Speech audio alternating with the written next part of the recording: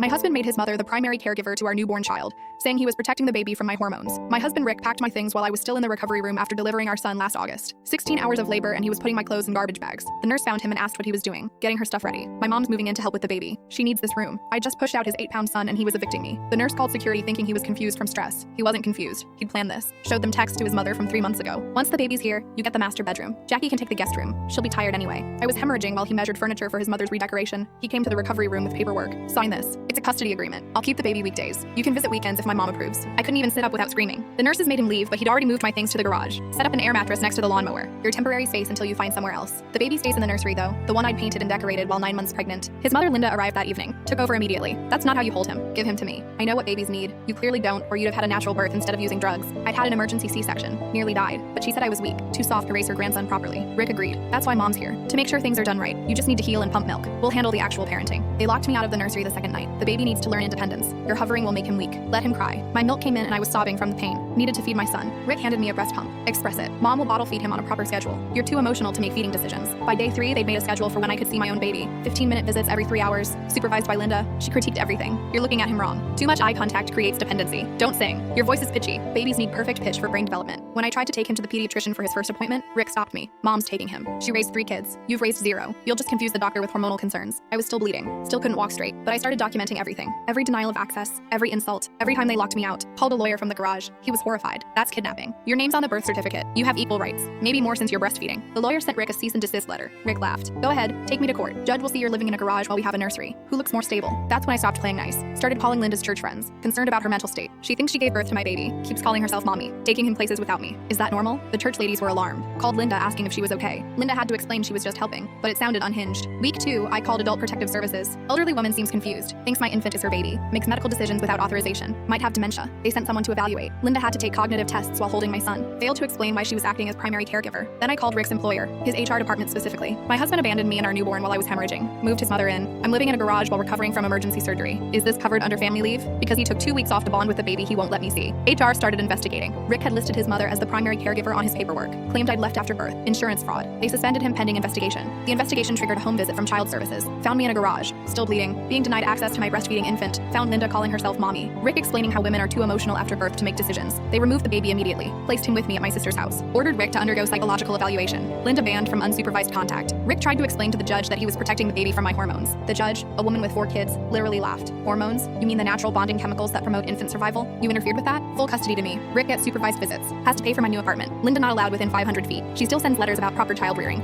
I use them as evidence for the restraining order extension. Rick's new girlfriend just had a baby. His mother's already measuring her garage.